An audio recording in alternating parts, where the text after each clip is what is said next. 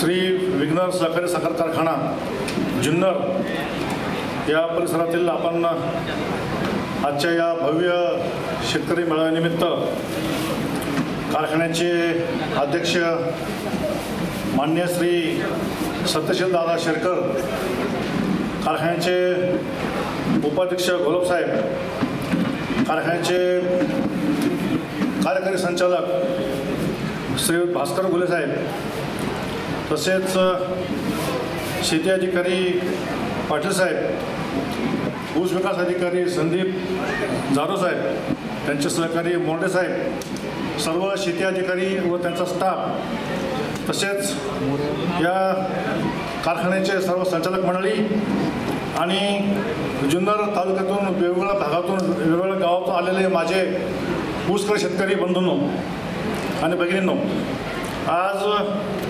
विघ्नर सहकारी साखर कारखान्याच्या निमित्तानं हा जो भव्य शेतकरी मेळावा आयोजित केला, याचं मुख्य कारण आहे की ऊसाचं उत्पादन हे एकरी वाढलं पाहिजे. तुम्ही आपल्या कारखान्याचे जर पहिले मागच्या 10 वर्षाची आकडेवारी पाहिली तर एका एकरमध्ये कमीत कमी 32 टन, म्हणजे एकरी 32 टनापासून, म्हणजे हे 2016-17ची आकडेवारी आहे. तर जास्तीत जास्त मागच्या वर्षी म्हणजे 2021-22 या हंगामामध्ये 48 टन एकरी उत्पादन आलं होतं. हे 48 किंवा 32 ते 48 ऊसाचं उत्पादन एकरी हे काही एवढं समाधानकारक नाही आहे. कारण मी वसंतदादा शुगर इन्स्टिट्यूटमध्ये माझं आयुष्य घालवलं आहे. गेल्या 36 वर्षामध्ये आम्ही अनेक शेतकऱ्यांना मार्गदर्शन केलं.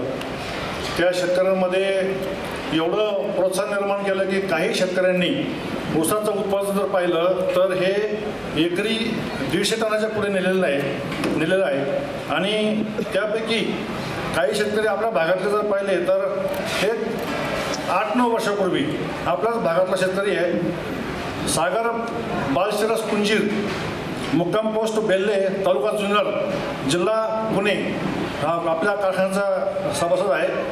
यांनी 86 ते 32 ऊसाचं उत्पादन एकरी 109.192 टन, म्हणजे 109 ते 110 टन एकरी उत्पादन घेतलेलं आहे. म्हणजे हेक्टरी उत्पादन झालं 272 टन. आता बघा, आपल्या मागच्या वर्षीच्या कारखान्याची आकडेवारी पाहिली तर 105 टन ही सरासरी हेक्टरी, ही 105 टन हेक्टरीऐवजी 105 टन एकरी, किंवा त्याला आपण मागे एक 8-10 वर्षापूर्वी थोडी हवा पसरली होती की एकरी 100 टन, एकरी 100 टनापर्यंत जायला काहीच हरकत नाही. हे मी तुम्हाला बोलतो, तुम्हाला असं वाटेल की मी काय बोलतो, सहज बोलतो, पण मी स्वतः शेतकरी आहे. माझी पण शेती, मी निवासीचा आहे अहमदनगर जिल्ह्यामधला. आणि या ऊसाचं उत्पादन जास्तीत जास्त घेत असताना आपले जे ऊसाचे आकडेवारी जर पाहिले 32 टनापासून 48 टन, हे काही विशेष नाही. आपल्यापैकी काही शेतकऱ्यांनी 100 टनापर्यंत गेले, पण अगदी बोटावर मोजणे एवढे. म्हणून सरासरी ऊसाचं उत्पादन हे आपलं 50 टनाच्या आसपास आहे. आणि त्याच्यामध्ये तुम्ही तर तुमच्या या आता सध्याच्या आकडेवारी तुमच्या भागातली पाहिली ऊसाच्या जातीच्या बाबतीत एक 5-6 वर्षापूर्वी तुमच्या भागामध्ये एक व्हरायटी जास्त प्रमाणात होती, ती होती पोएम 0265. आता पोएम 0265 ही व्हरायटी हळूहळू मागं पडली. सुरुवातीला जेव्हा ती व्हरायटी एक 15 वर्षापूर्वी प्रसारित झाली, ती प्रसारित होण्यामागचं कारण असं होतं की ज्या जमिनी महाराष्ट्रामध्ये खराब झालेल्या आहेत, ज्या जमिनी खारवट चौपन झालेल्या आहेत, ज्या जमिनीमध्ये येडी बाहूसुद्धा येत नाही, अशा जमिनीकरता 265 रेकमेंड केली होती. पण आपण मंडळी आता जर एखादं गाठोडं सापडलं किंवा एखादी गोष्ट सापडली की ती आपण सरस गावाचे गावं एकामागे एक सगळं लावून मोकळं होतो. आणि मग त्या जातीचे होणारे पुढचे परिणाम, उदाहरणार्थ 265च्या ऊसाचं उत्पादन चांगलं येतं, फुटवे चांगले येतात, वाढ चांगली होते, ऐन वेळेला तोडणीच्या वेळेस त्या ऊसातील तांबेरा येतो. हे तुम्हाला माहिती आहे. हा तांबेरा कोल्हापूर भाग जर पाहिला, कोल्हापूर, सातारा, सांगली भागामध्ये 100% काही कारखान्यामध्ये 265 क्षेत्र होतं. त्या ठिकाणी ऐन वेळेस 265वरती तांबेरा पडल्यामुळं रिकव्हरी खाल्ली आहे. तीच परिस्थिती आपल्याकडे पण आहे. आपला सुद्धा भाग जो आहे हा जुन्नरचा किंवा हा कारखान्याचा, हा थोडासा कोकण भाग आहे. कोकण भागात असल्यामुळं थोडासा ओलावा आपल्या भागात जास्त आहे. आणि या ओलाव्यामध्ये 265ला सस्टेनेबिलिटी म्हणजे त्याला चांगलं उत्पादन येण्याकरता हा जो रोग आहे हा रोग येणारच. आणि म्हणून बरं झालं की आपण ह्या जातीची काळजी ती कमी करून ते जवळपास तुम्ही आता मला वाटतं 20% ती 14% खाली आली. हळूहळू ती कमी करून ज्या खरंच जमिनी आपल्या 265 लायकीच्या आहेत किंवा खारटच्या पण आहेत अशा ठिकाणी लावायला हरकत नाही. आणि म्हणून 8632 ही व्हरायटी 1996 साली महाराष्ट्रात प्रसारित झाली. ही 8632 व्हरायटी कोइंबतूर संशोधन केंद्राने काढलेली आणि कोइंबतूर संशोधन केंद्राने काढलेली ही व्हरायटी गेल्या 16 वर्षापासून संपूर्ण महाराष्ट्रामध्ये जवळपास 50-55 जवळपास 60% आहे. आणि म्हणून 265 कमी करून आता 8632 लोक वळलेले आहेत. तरी पण 8632 ही एकमेव व्हरायटी ज्या आतापर्यंत 10-12 व्हरायटी आहेत त्याच्यामध्ये चांगली ठरलेली आहे.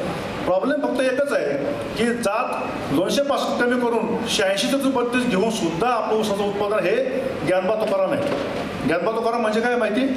ज्ञानबा तुकाराम म्हणजे वारकरी मंडळी 2 पावलं मागं 1च पाऊल पुढं असं आपलं चाललेलं आहे. म्हणून नुसत्या जातीकडं नवीन जात बदलणे म्हणजे नवीन बेणं, त्या जातीचं बेणं हे बदललं पाहिजे. त्या जातीचं बेणं संशोधन केंद्र, मुख्य संशोधन केंद्र ह्या 8632 कथा पाडेगाव आहे. आणि पाडेगाव असून VSIने माझ्यामार्फत पूर्वी ज्यावेळेला मी VSIला होतो त्यावेळेला सर्व बियाणांचं वाटप म्हणजे पायाभूत बेणे, सर्टिफाईड बेणे हे मी करत होतो.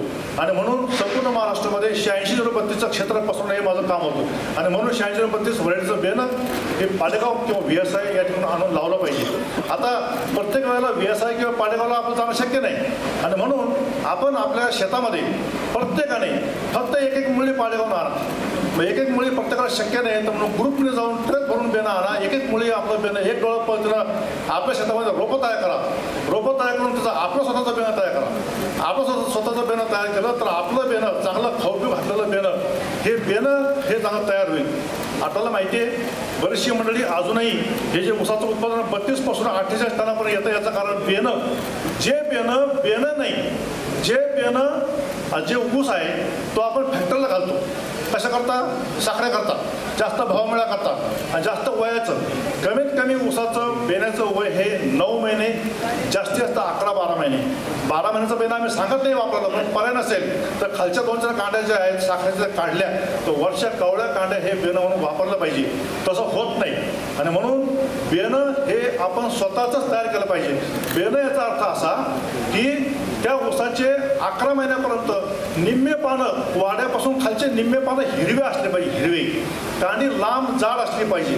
सशक्त रोगमुक्त असलेली व्हरायटी पाहिजे. आणि म्हणून हे असं बेणं आपण स्वतः तयार केलं तर त्या बेण्याची उगवण ही 90-95-100% होऊ शकते.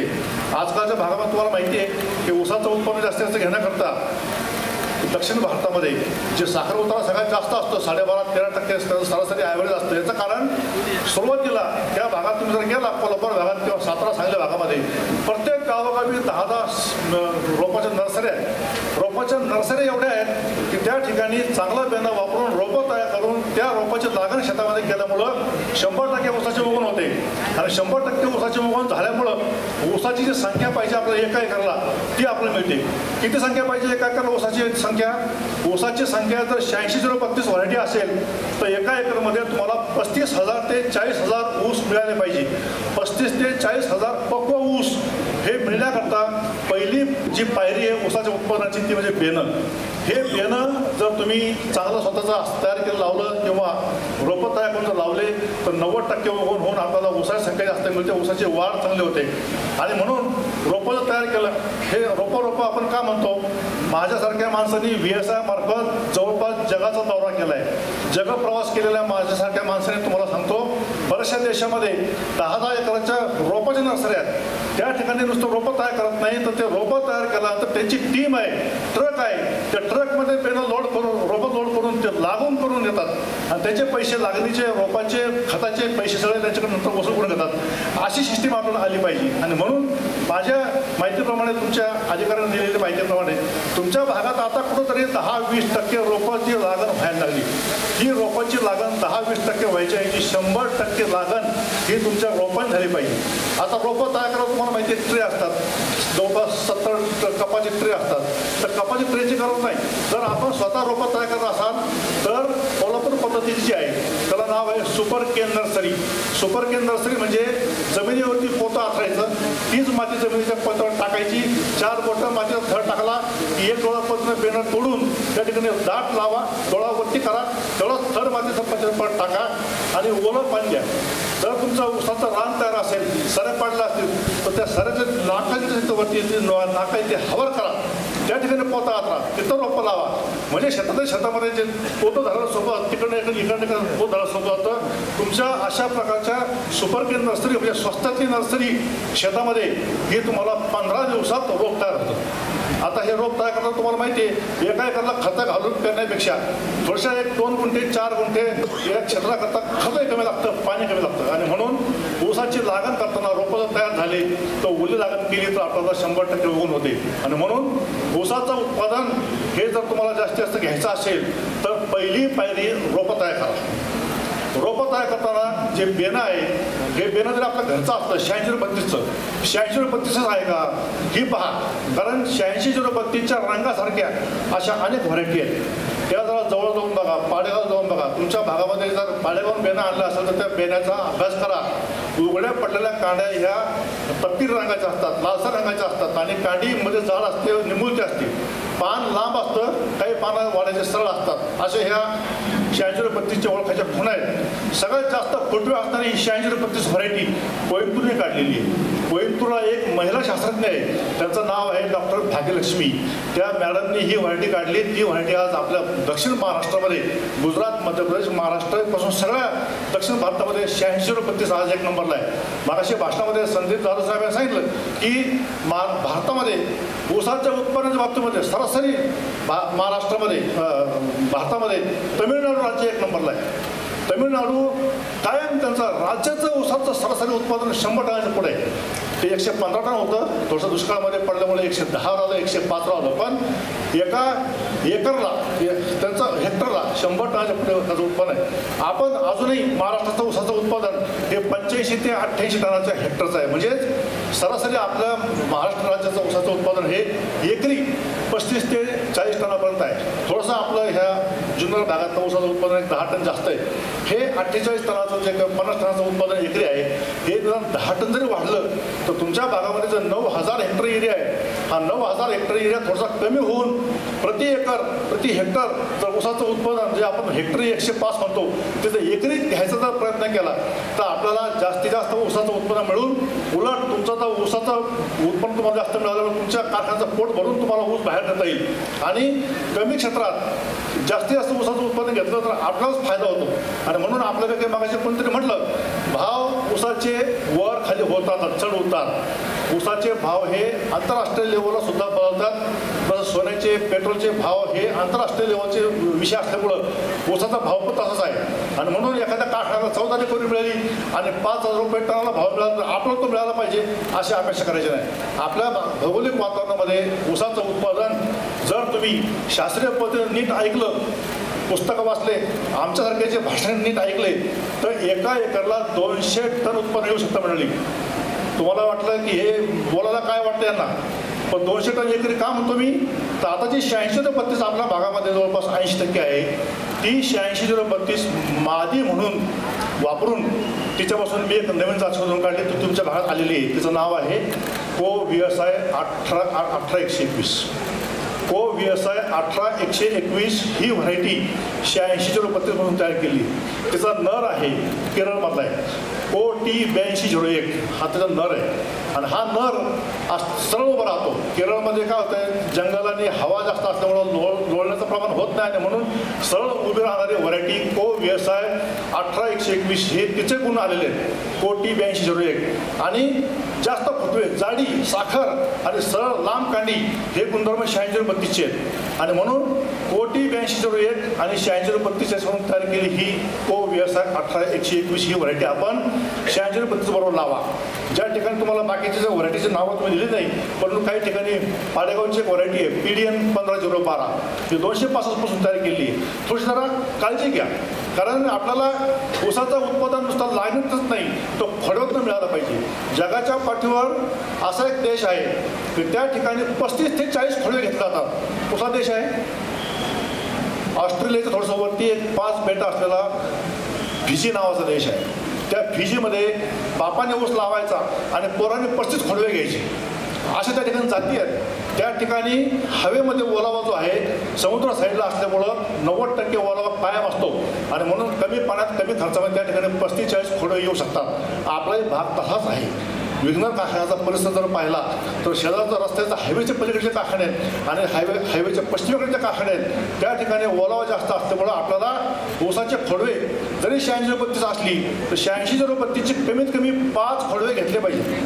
खोडवा घेण्याचा मागचा फायदा असा आहे की ऊसाची लागण जर तुम्ही व्यवस्थित केली, रोपाची लागण केली किंवा कांडी लागण केली तर 100% उगवण व्हायला पाहिजे. जरी कांडीची लागण आपण केली तरी काही सऱ्या म्हणजे 10 सऱ्यानंतर 1 सरी दाट लावायची की जेणेकरून ऊस उगवल्यानंतर जिथं तुडाळ पडला आहे, गॅप पडलेला आहे त्या ठिकाणी जवळच रोपटं उपटं आपल्याला ते पुढं पाण्याखाली लावता आलं पाहिजे. म्हणून गॅप भरले पाहिजे.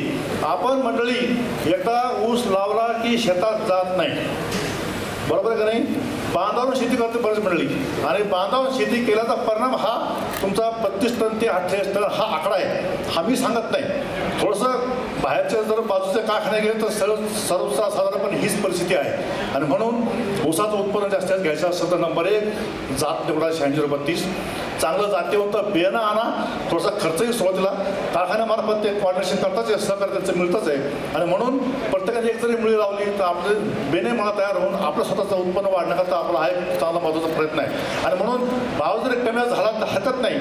आपल्याला 105 किंवा 100 टन एकरी घ्यायचं असेल तर 100% उगवण झाली पाहिजे. नंबर 2 जसं आपण आपल्या गाड्याचा गिअर टाकतो ना, पहिला गिअर म्हणजे जाती आणि त्याचं बेणं. आता लागण हंगाम आपल्या भागामध्ये लागण हंगाम पूर्वी नव्हता तेवढा, म्हणजे पूर्वीच्या काळामध्ये आडसाळी सोडून पूर्व हंगामी लावत होते. पूर्व हंगामीनंतर आपण जास्त उत्पन्न येतं म्हणून आडसाळी लावायला लागलो. आडसाळी लावण्याचा परिणाम काय होतो तुम्हाला माहिती आहे?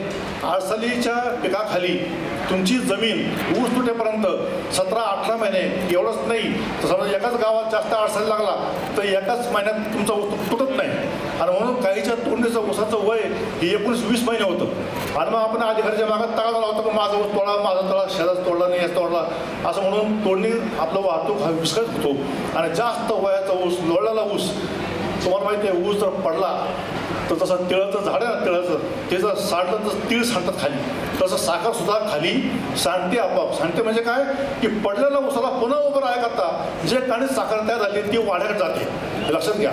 म्हणून ऊस जास्त पडला नाही पाहिजे आणि ऊस पडायचं नसेल थोडंसं आडसाळी कमी करा. आडसाळीपासून थोडंसं तुम्ही शिफ्ट व्हा. सप्टेंबर-ऑक्टोबर लागलेलं, सप्टेंबर-ऑक्टोबर लागल्यानंतर तुम्हाला शिफ्ट व्हायचं असेल तर रोपं केल्याशिवाय पर्याय नाही. कारण आपल्याकडे पाऊस सुरू होतो जुलै-ऑगस्टला. मग जुलै-ऑगस्ट दरम्यान आपल्या शेतात जात नाही, ऊस लावता येत नाही, सऱ्या पाडता येत नाही आणि म्हणून ऊसाची लागण करायची असेल तर प्रत्येकाने थोडंसं आडसाळी सोडून पूर्व हंगामाकडे जायचं असेल तर ऊसाचे रोपं तयार करा आणि सप्टेंबर, ऑक्टोबर, नोव्हेंबर हे 3 महिने ऊस लावा. या 3 महिन्यामध्ये जर ऊस लावला तर तुम्हाला माहिती आहे वातावरण असतं पावसाचं, पावसाळी वातावरण. पावसाळी वातावरणामध्ये जमिनीच्या वरती जी हवा ओली असते आणि जमीन खाली ओली असते त्याच्यामुळं ऊसच काय गवत किंवा कोणतंही पीक जास्त फास्ट वाढतं आणि म्हणून ऊसाची लागण ही सप्टेंबर, ऑक्टोबर, नोव्हेंबर केली तिचं ऊसाचं उत्पादन हे तुम्हाला जून, जुलै, ऑगस्ट या दरम्यान त्या तेवढं येतं. आता हे जे आपण जर शिफ्ट केले सप्टेंबर, ऑक्टोबर, नोव्हेंबर तर जून, जुलै, ऑगस्टला काय करायचं? जून, जुलै, ऑगस्टला आपल्याला माहिती आहे पाऊस पडणार आहे. तागाचं बी पेरा, तागाचं बी पेरा एका एकरला 40 किलो लागतं जर तुम्ही कसं जरी केलं तरी आणि म्हणून तागाचं बी सुद्धा आपल्या कारखान्यामार्फत बरेच किती टनेजमध्ये ते वाटलेलं आहे आणि म्हणून अशा पद्धतीनं हिरवळीची खतं घेतली तर हिरवळीच्या खतामध्ये तुम्हाला जास्तीत जास्त ऊसाचं उत्पन्न वाढतं. सेंद्रिय कर्ब म्हणजे दुसरा मुद्दा तुम्हाला सांगायचा होता की जमिनीची सुपीकता.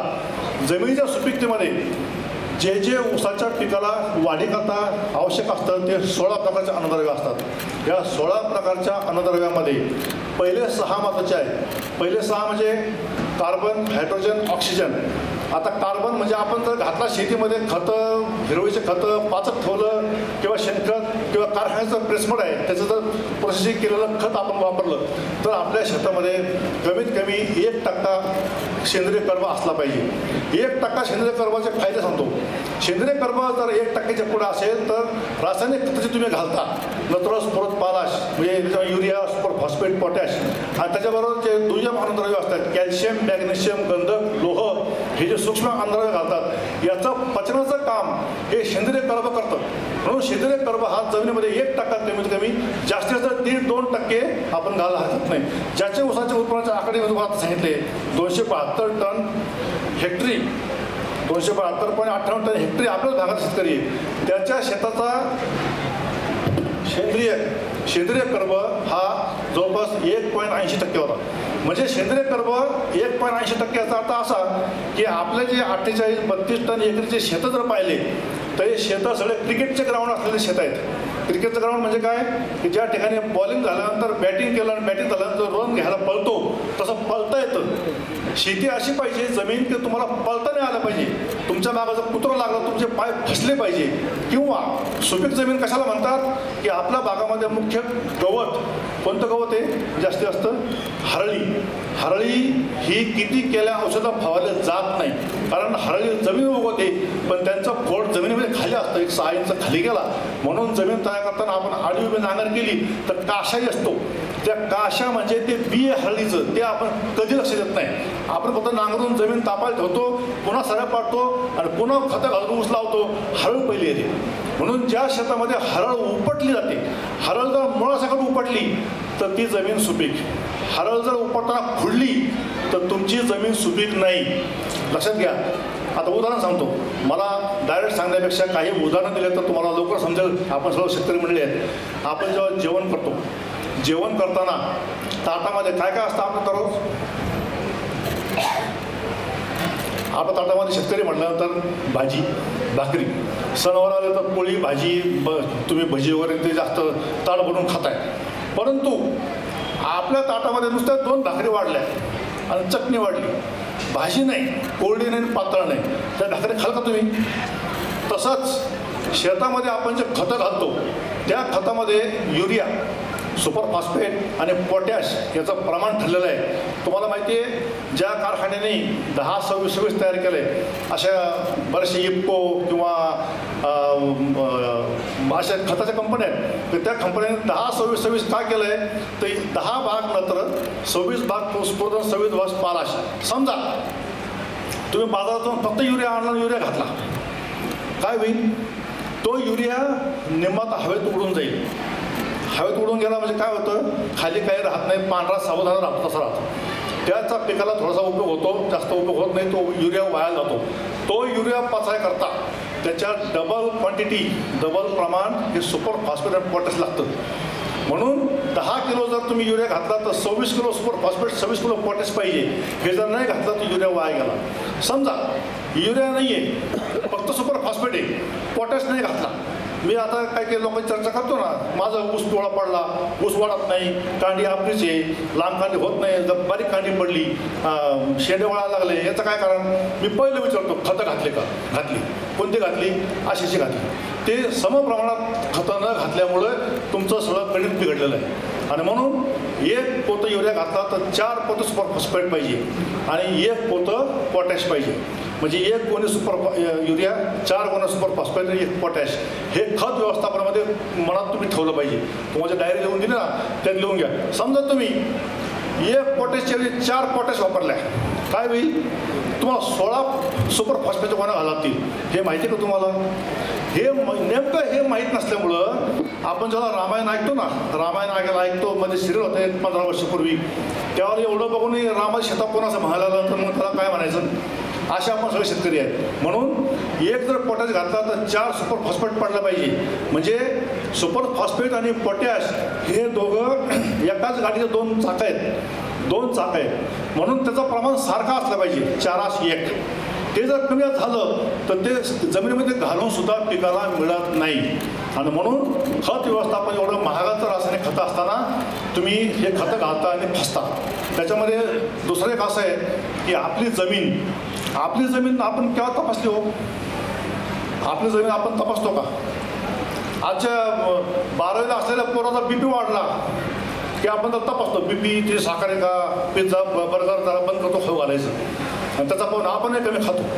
परंतु आपली जर जमीन तपासली तर तुम्हाला लक्षात असं येईल, नंबर 1 घटक असतो जमिनीमधला सेंद्रिय कर्ब, दुसरा घटक असतो सामू. सामू म्हणजे काय? तुमची जमीन खारट आहे का चोपण आहे? चोपण म्हणजे खारवट चोपण हा एक शब्द आहे. खारवट चोपण हा एक शब्द असतो, म्हणजे जमिनीवर पाणी दिलं की पांढरा थराला वाक्षानंतर समजा तुमची जमीन खारवट आहे. दिलेलं पाणी 8 दिवस मुरलंच नाही, साचलंय, याचा तर तुमच्या जमिनीमध्ये 2-3 फूट खाली तळी हाड पॅन आहे, त्याला म्हणतात चोपण. मग त्या जमिनीचं पाणी वाढलं की ते जे पोपडे ते कडकड वाजताना आपण चाललं होतं, ही आली खारवट चोपण. आंबट जमीन होणे म्हणजे ॲसिडिक इंग्लिशमध्ये म्हणतो आपण त्याला, आंबट जमीन म्हणजे त्याचा pH एकदम 5-6 येतो, म्हणजे त्याच्यातमध्ये काहीच येत नाही, कोणतंच पीक येत नाही. निदान खारवट चोपणमध्ये, ह्या खारवट चोपणमध्ये 205 तरी येते, 86-35 पण बऱ्यापैकी येते. पण आंबट जमीन असलेली, जर आपण बघा ना, आपल्याला जर आंबटपणा ढेकरा आला म्हणजे पित्त झालं, आपण काही खातो का? ती जमीन आहे, जमिनीला ओळखून घेतलं पाहिजे. जमीन ही आपली माती, ती त्या मातीला समजून घ्यायला आपल्याला आपलीसुद्धा बुद्धी ती तयार व्हायला पाहिजे, समजून घेण्याच्या लायकीची. आपण फक्त माता, पण आपण सगळे पुरुष मंडळी इथं बसलेली आहे, आपणही कधी व्हायचा प्रयत्न करा, की जेणेकरून बघा, स्त्री पुरुषामध्ये आईला जास्त मुक्याची भाषा कळते. लहान बाळ जेव्हा जन्माला येतं त्याला बोलायला लागेपर्यंत ते सगळं आईला कळतं. तसं आपण सर्व शेतकरी त्या मातीला, शेतीला समजून घ्या. जमीन हे काय आपण तयार केलेलं नाही, निसर्गाने तयार झाली, आणि म्हणून तिला तपासून घेऊन जर आपण खत व्यवस्थापन केलं तर आपल्याला ऊसाचं उत्पन्न जास्त मिळणार आहे. आणि म्हणून एका एकरमध्ये 40 टनापेक्षा जर उत्पन्न जास्त घ्यायचं असेल तर तुम्हाला माती तपासली पाहिजे, आणि त्या मातीमध्ये सेंद्रिय कर्ब नंबर 1 असलं पाहिजे. सेंद्रिय कर्ब नंबर 1 असल्यानंतर सामू जो आहे तो 7 असला पाहिजे. 7 सामू घ्यायचा असेल तर त्याला नंबर 1 पर्याय म्हणजे सेंद्रिय खतं, हिरवळीची खतं, शेणखत, गांडूळ खत किंवा प्रेसमोडपासून कुजून तयार चांगलं केलेली खतं, किंवा वेगवेगळ्या कंपनी चांगले खतं पण आहेत, थोडेसे महागडे असतात, परंतु ही सगळी खतं सुद्धा आपण जमिनीमध्ये सेंद्रिय कर्ब म्हणून घातली पाहिजे. तेव्हा तुमचं ऊसाचं उत्पादन, हे ऊस लावला, कांडे लावली किंवा रोप लावलं तर फटाफट फुटवे बाहेर पडले पाहिजेत. आता हे तुम्हाला फुटवे, ऊसाचे जेव्हा ऊस लावला तर फुटवे येतात, पहिला कोंब येतो ऊस लावल्यानंतर 30 दिवसांनी, किंवा रोपटं लावलं तर 40 दिवस, रोपटं लावा किंवा कांडी लावा, पहिलं रोपटं कोंब यायला तुम्हाला 30 ते 40 दिवस लागतात. तो कोंब आल्यानंतर त्याला खाली कांडे असतात बारीक, म्हणजे तुम्हाला माहिती आहे एका ऊसाला, आता इथं ऊस लांब लावला आहे, पण एका कांड्याला 1 पान असतं, तुम्हाला माहिती आहे, किंवा एका पानाला 1 कांडी असते. कसं म्हणा, जेवढे पानं तेवढ्या आपण ऊसाला कांड्या असतात. म्हणून रोपटं तरी लहान असलं 4-5 पानाचं, तर जमिनीमध्ये त्या रोपाला खाली 4-5 कांड्या असतात. प्रत्येक कांडी म्हटलं की त्या कांड्याला डोळा असतो, त्या डोळ्यातून फुटवे येतात. डोळ्यातून फुटवे आल्यानंतर त्याला पहिलं रोपा उगवल्यानंतर पुढचे जे फुटवे आहेत ते 40 दिवसांनी येतात. म्हणून 40 दिवसाचे फुटवे येत राहतात. 120 ते 150 दिवसापर्यंत 86 पद्धतीला फुटवे येतात. आणि म्हणून आपण खताचे डोस 4 घालतो. ज्यांनी लागणीच्या वेळेस खताचा डोस घातला त्याला बघून चांगलं इथे बघा. ज्यांनी ऊस लावला पण खतं घालल्यानंतर आता पैसे नाही, तयारला पाहिजे खत, एवढं तर आलं येईन आपोआप, चुकतं ते. याचं कारण का, ज्यांनी ऊसाच्या लागणीच्या वेळेस 10-26-26च्या, आता 8 सालीचा डोस वेगळा आहे, पूर्ण हंगामी डोस वेगळा आहे, आणि सुरूचा डोस हा वेगळा आहे. तेव्हा 10-26-26च्या सरासरी एका एकरला ज्याने 3 गोण्या घातल्या त्याचे उगवण चांगले होते, पुढं येणारे फुटवे चांगले येतात. ज्यांनी ऊस उगवल्यानंतर खतं घातली त्याला बघा 50% ऊसाच्या वाढीला मार खातं. कारण का, जो ऊस उगवतो त्याला सुरुवातीला खत न मिळाल्यामुळे खालची जाडी बारीक राहते, ज्याच्यावरती तो ऊसाचा बंगला ऊस अख्खा उभा राहणार आहे तेच खाली बारीक आहे. म्हणून खालच्या कांड्या बारीक राहिल्यामुळे वर तरी खत मिळाल्यानंतर जाडी वाढली ऊसाची तर तो ऊस वाऱ्याने पडतो खाली. मग आपण म्हणतो एवढं खतं घातले, चांगला ऊस आला तरी पडला कसं काय, तर ही जमिनीमध्ये लागणीच्या वेळेस खतं न घातल्याचे परिणाम. आणि म्हणून ऊसाच्या लागणीच्या वेळेस ह्या सेंद्रिय खताबरोबर रासायनिक खताचा डोस हा लागणीच्या वेळेस 3 गोण्या सुपर फॉस्फेट आणि 1 गोणी युरियाची एक्स्ट्रा घातली पाहिजे. मधल्या काळामध्ये ज्यावेळेला ऊस उगवतो, फुटवे येतात, 5.5-6 महिन्याने हा जो लागणीचा डोस घातला तो शेवटी घालायचा मोठ्या खांदीच टायमाला. मोठी खांदी ज्यावेळेला आपण करतो त्यावेळेला ऊसाला कांडी आली असते. ऊसाला कांडी ही सरासरी 5.5-6 महिन्याला ती सगळ्याबरोबर सगळे फुटवे पिकअप धरून त्याला कांडी येते आणि त्याला सपोर्ट लावाय करता आणि खताबरोबर घातलं तर ऊसाचं उत्पन्न चांगलं येतं, ऊसाची वाढ जोरात होते. आता काही मंडळीचे पाहिलं मी, आता इथं आणलेलं सॅम्पल 86-32चा पाहिला, 30 कांड्या आहेत. 30 म्हणजे काय, अंगठाने हे एवढं अंतर जे 30 म्हणतो, ईदभर म्हणजे करंगळी आणि अंगठा एवढं अंतर, हे जवळपास 6-7 इंचाचं अंतर, इतके कांडी आली पाहिजे. अशी कांडी आपल्या ऊसात झाड आली पाहिजे. याच्याकरता मी तुम्हाला मागाशी म्हटलं, जे बंधुप्रेम म्हणतो आपण, स्फुरद आणि पालाश म्हणजे सुपर फॉस्फेट पोटॅश याची कमतरता भासली नाही पाहिजे. आता आपल्याला रिझल्ट फास्ट पाहिजे म्हणून तांबडा पोटॅश आहे आणि पांढरा पोटॅश. तांबडा पोटॅश हळूहळू पसतो. कसा पसतो, जसा आपण भात खाल्ला पटकन पसतो, पण त्याच भाताचे पोहे करून खाल्ले तर पोट दुखतं जास्त खाल्लं तर, होतं का नाही. तसं हे सुपर फॉस्फेट आणि पोटॅश आहे. हे सुपर फॉस्फेट पोटॅशचं सारखं प्रमाण जर घातलं तर तुम्हाला ऊसाची कांडी लांब येते, जाड येते. कारण ऊसाच्या कांडीला जी बांधणी करायची असते, समजा आता एक आपली बिल्डिंग आहे, आपलं घर आहे, घर बांधायचं आपल्याला त्या सिमेंट वाळू आणि खडी असते, पण ताकद देण्याकरता स्टील असतं.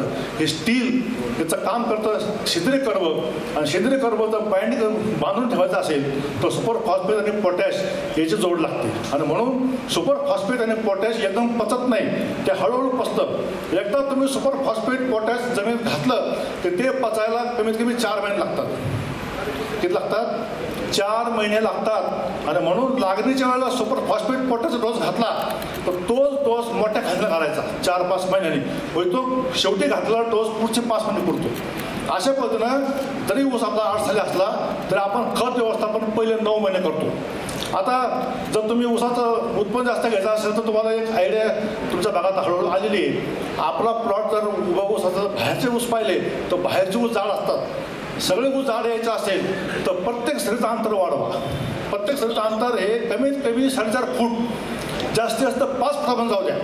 5 फुटापर्यंत जर केलं तर छोटा हार्वेस्टर म्हणजे यांत्रिकरण जे आहे ऊस तोडायचे यंत्र हे 5 फुटापर्यंत चांगलं चालतं. आणि ज्याचा 5 फुटापर्यंत ऊस असेल त्याच्या प्रत्येक ऊसाची जाडी ही जास्त येते.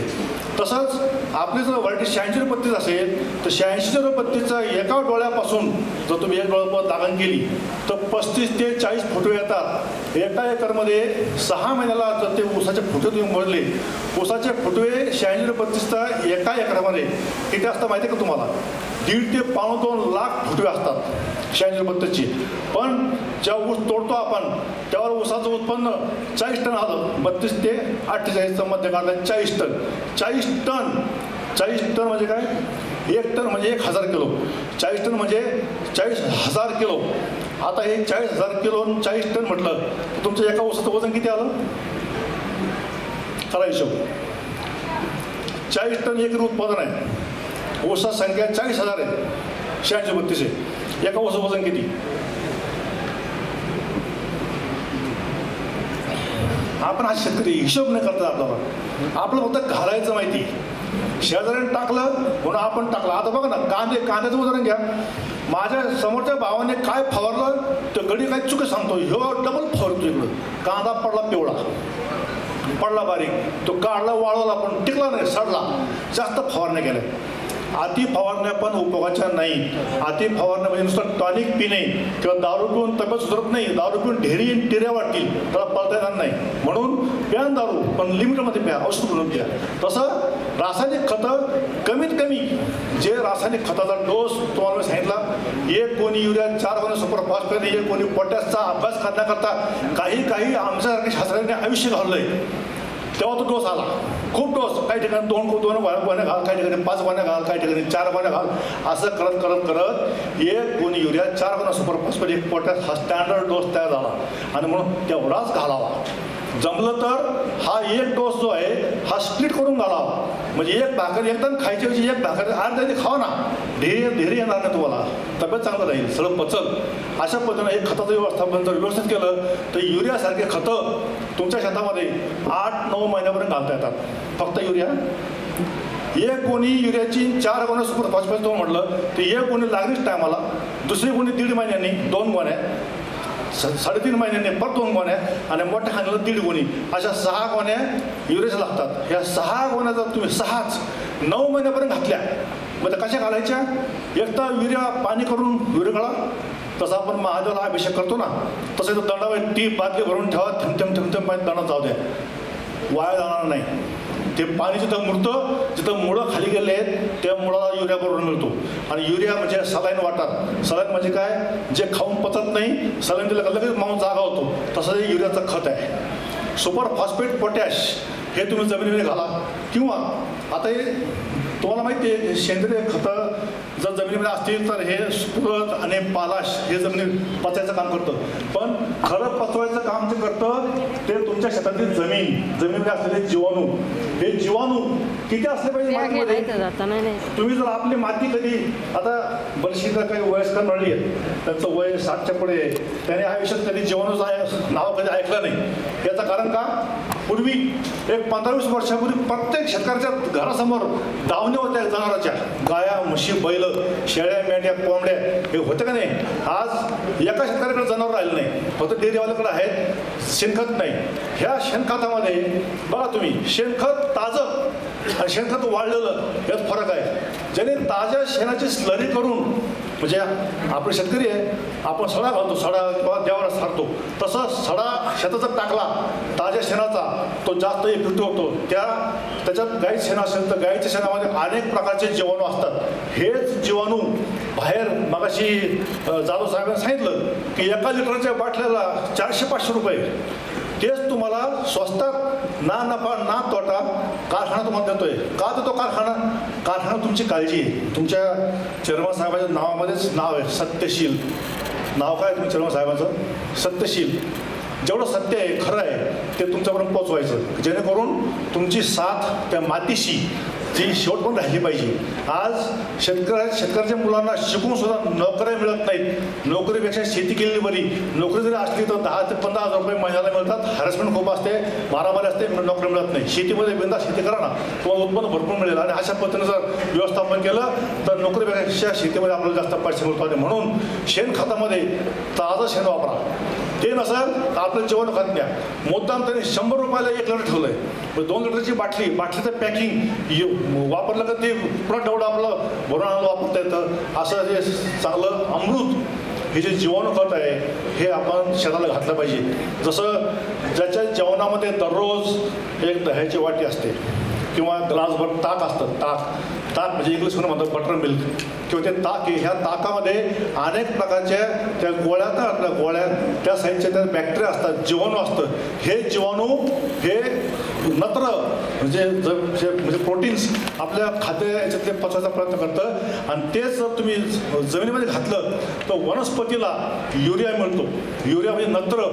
मंडळी आपल्याला माहिती आहे का, आपण जी हवा घेतो या हवेमध्ये किती युरिया आहे, हवेमध्ये नत्र किती आहे, ही हवा आपण घेतोय ती कोणाला सांगता येईल. आठवेला आपल्या वातावरणाचा अभ्यास, आपल्या हवेमध्ये नत्र किती आहे कोणतरी बोला. याचा अर्थ असा होता की तुम्हाला त्यातलं काही माहिती नाही असं वाटतं. बारीक सारी गोष्टी मला पाठ केल्यासारखं भाषण करता येत नाही. तुमच्याकडे थोडंफार मिळालं पाहिजे रिस्पॉन्स. हो नाही, हवेमध्ये 78% नत्र आहे मंडळी. किती? 78% नत्र हवे ते फुकट आहे. ते कोण घेतं? फक्त जीवाणू. जे जीवाणू आपल्या शेतामध्ये ज्या झाडाच्या बियाचे 2 भाग होतात त्याला म्हणतात डाळवर्गीय पिकं. डाळवर्गीय पिकामध्ये काय होतं आहे, सोयाबीन, मूग, तूर, हरभरा, उडीद, तूर हे सगळे ज्याच्या बियाचे 2 भाग होतात त्याला म्हणतात डाळवर्गीय पिकं. दुसरी गोष्ट, तुम्ही शेताचं ताक करणार, ताकाच्या सुद्धा मुळाला इतक्या गाठी असतात त्या गाठी हवेतल्या युरिया शोषून घेऊन जमिनीला घालतात, स्वतःला वापरतात. आणि म्हणून ते आपलं शक्य नसल्यामुळं आपण या बाटलीतले जीवाणू घेऊन जमिनीत घातलेच पाहिजे. आता तुम्हाला मी म्हटलं युरिया किंवा सुपर फॉस्फेट पोटॅशचे जर खतं जास्त पडले तर दुष्परिणाम होतात, जमीन खराब होते, पीक येत नाही. पण हे जर बाटली तुम्ही एकाच्या 2 बाटल्या घातल्या तर वाईट परिणाम होत नाही, उलट चांगलाच परिणाम होतो. जेवढे जीवाणू जास्त तेवढं ऊसाचं उत्पन्न चांगलं येतं. कारण जे जे जमिनीमध्ये आहे, तुमच्या जमिनीमध्ये स्फोरत खूप आहे, तुम्हाला माहिती आहे, स्फोरत आणि पोटॅश आपल्या जमिनीमध्ये खूप आहे. आणि म्हणून ते पचवाकरता जर तुम्ही हे आपले जीवाणू स्टॉल व्हायला लागलं आहे, प्रत्येकाने इथून गेल्यानंतर स्टॉलमध्ये डोकून पहा, पाम्पलेट घ्या, जाताना 5-5 बाटल्या घेऊन जावा किंवा गाडी करून कारखान्यातून घेऊन जावा, आपला फायदा आहे. या जमिनीमध्ये चांगलं पीक घ्यायचं असेल तर आपली जमीन जिवंत असली पाहिजे. ज्याच्या ऊसाचं उत्पादन 25 ते 30 टन एकरी आलं, ती जमीन नापीक किंवा मृत मेलेली आहे समजा.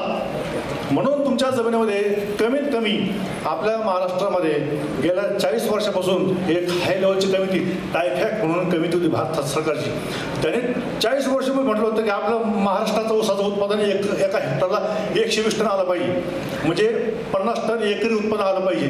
तुम्ही जवळपास जायला आला, पण 50च्या ऐवजी जे हेक्टर उत्पादन ते एकरी यायला पाहिजे. याच्याकरता प्रयत्न करायचा असेल तर आपली जैविक शेती चमकली पाहिजे. म्हणून जैविक खतं आपण जास्त वापरले पाहिजेत. आणि हे जैविक खतं वेगवेगळ्या प्रकारचे आहेत. नत्र विरघळणारे जीवाणू आहेत, स्फोट विरघळणारे जीवाणू आहेत, पोटॅश पचवाचे जीवाणू आहेत. एवढंच नाही तर जे आपण चुलीमध्ये आपल्या शेतात चुली आपण राहतो, तर चूल लागणारी चूल असेल, गवऱ्यात चूल असेल, त्या चुलीच्या मध्ये असलेली राख आहे, ही राखसुद्धा आपण पिकाला घाला. त्याच्यामध्ये सिलिका नावाचा सूक्ष्मद्रव्य असतो. त्या सिलिकामुळं पानाची चमक वाढते, पानात ताकद येते, कुठल्या प्रकारचे रोग आणि कीड येणार नाही. आणि म्हणून तुम्हाला जर आता एप्रिल मे मध्ये किंवा ह्या मार्च मध्ये लागणे केले असतील त्यांनी या खताचं व्यवस्थापन, राखेचं व्यवस्थापन करा. राख ही प्रत्येक शेताला 1 टन आपण गेली पाहिजे. अशा पद्धतीने तुमचे अन्नद्रव्य व्यवस्थापन हे आपण केलं पाहिजे. हे झालं जमिनीच्या सुपीकतेचे व्यवस्थापन. त्याच्यामध्ये आपल्याला माहिती आहे की आता एप्रिल मे मध्ये ज्यांनी लागण केली असेल तर त्यावेळेला चांगलं बेणं लावलं तर चांगलं बेणं जोमदार बेणं असेल तर किती रोग आणि किती तापमान वाढू द्या काही उपयोग होणार नाही, त्याचा ऊसावर परिणाम होत नाही. आणि म्हणून पाणी व्यवस्थापन हा तिसरा मुद्दा आहे. खत व्यवस्थापन, पाणी व्यवस्थापन. या पाणी व्यवस्थापनामध्ये पाणी किती द्यावं आपल्याला माहिती आहे. किती पाणी देतो आपण, पाणी किती देतो आपण, पाणी देतो. तुमचं उत्तर सांगतो मी. आपलं पाणी डुबुक पाणी. डुबुक पाणी म्हणजे काय झालं की चुकून MSEBची लाईट 7 दिवस असते आणि 7 दिवस रात्री असते. तुम्ही एक प्रयोग करून पहा, तुमचा तुम्ही आमच्यापेक्षा, आता मी पण शेतकरी आहे, तुम्ही शेतकरी, प्रगतशील शेतकरी आहेत, काहीला शासनाचे बक्षीस मिळाले आहेत. आपण एक प्रयोग करून पहा, ज्या शेतकऱ्यानं रात्री पाणी धरलं शेतामध्ये, रात्री पाणी धरून बघा, बॅटरी लावून पाणी धरून बघा, काय चित्त्या बित्त्या खात नाही. चित्त्या आज 2 शेतात एकत्र यायचं, बॅटरी लावून ठेवायची, चित्त्या काही करत नाही. पण ज्याने रात्री पाणी भरलं त्याचा ऊस बघा, आणि ज्याने दिवसा पाणी भरलं त्याचा ऊस बघा. रात्री पाणी भरलेलं जे ऊस आहे ते दिलेलं पाणी रात्रभर पिऊन ते पाणी शेतापर्यंत दिवसभरात कितीतरी वारा तापमान वाढलं ते रोग कीड आली ते जुमानत नाही, त्याला ते वाढत राहतं. कारण ऊसाचं सूर्यप्रकाश पडल्यानंतर दिवसा काम काय, अन्न तयार करणे, वाढणे, आणि ते पचन करायची ती जे काम असतं ते रात्री होतं. तसं आपण खातो ना, खातो म्हणजे चावून खातो, पोटात गेल्यानंतर ते पचतं, चयापचय. तसंच वनस्पती सुद्धा चयापचयाची क्रिया असते. आणि म्हणून रात्री पाणी दिलं तर पचन चांगलं होतं, दिवसा वाढ होते आणि पीक हिरवं राहतं. आणि म्हणून आंतरपीक जर तुम्ही या तुमच्या शेतामध्ये जे 5 फुटापर्यंत तुम्ही ऊस लावला, म्हणजे रुंद सरी आहे, जी रुंद सरी 5 महिन्यापर्यंत मोकळी ठेवायची ऐवजी काही ना काही पेरा. आता तुमच्याकडं बऱ्याचशा भागामध्ये आपल्या मार्केट जवळ असल्यामुळं कोबी फ्लावर घेतो, कोबी फ्लावर किंवा सोयाबीन घेतो आपण. पण त्याच्यामध्ये आपण थोडंसं कोथिंबीर जर काही लावली तर कोथिंबीरसुद्धा मुळावरती गाठी असतात, मेथीचे सुद्धा मुळावरती गाठी असतात. ह्या गाठी असलेल्या पिकाची तुम्ही आंतरपीक म्हणून ऊसात लागण करा. अशा पद्धतीनं ऊसाचं पाणी व्यवस्थापनामध्ये जेवढा वापसा 24 तास आणि वर्षभर जेवढा ऊसाच्या पिकाला वापसा असेल तेवढा असा आपल्या ऊसाचं उत्पन्न चांगलं येतं. कारण वापसा म्हणजे 50% पाणी 50% हवा. अशा परिस्थितीमध्ये ऊसाचं अन्नद्रव्य देवाणघेवाणची क्रिया होते आणि ऊसाची वाढ चांगली होते.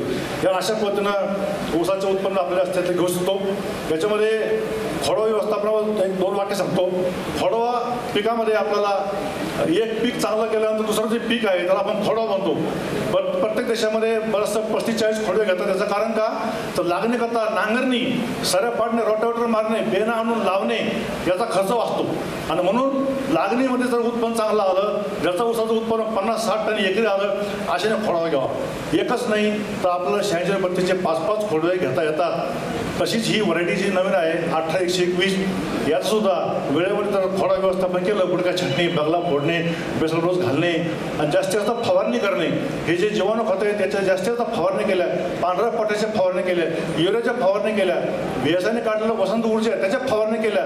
जेवढापर्यंत शक्य आहे तेवढ्या फवारण्या करा, तुमचं ऊसाचं उत्पन्न वाढेल. जिथं इथं तुम्ही जे जे आयटम त्या ऊसाला घालाल तुम्हाला 5-5 मार्क मिळून 100% मार्क मिळतात. अशा पद्धतीने एका एकरला ऊसाचं उत्पन्न जास्तीत घ्यायचं असेल तर ऊसाच्या एकरी पक्व संख्या ही 45,000-40,000 ऊस आले पाहिजेत. त्याला पुणे 2 किलो जर वजन घेतलं तर 90-100 टनापर्यंत आपलं ऊसाचं उत्पन्न हे ह्या 86 मिळू शकतं. अशा पद्धतीने थोडक्यात का होईना जे काही मूलमंत्र आहेत ते तुम्हाला सांगायचा प्रयत्न केला. तेव्हा आपण जे ऐकलं त्याच्यामध्ये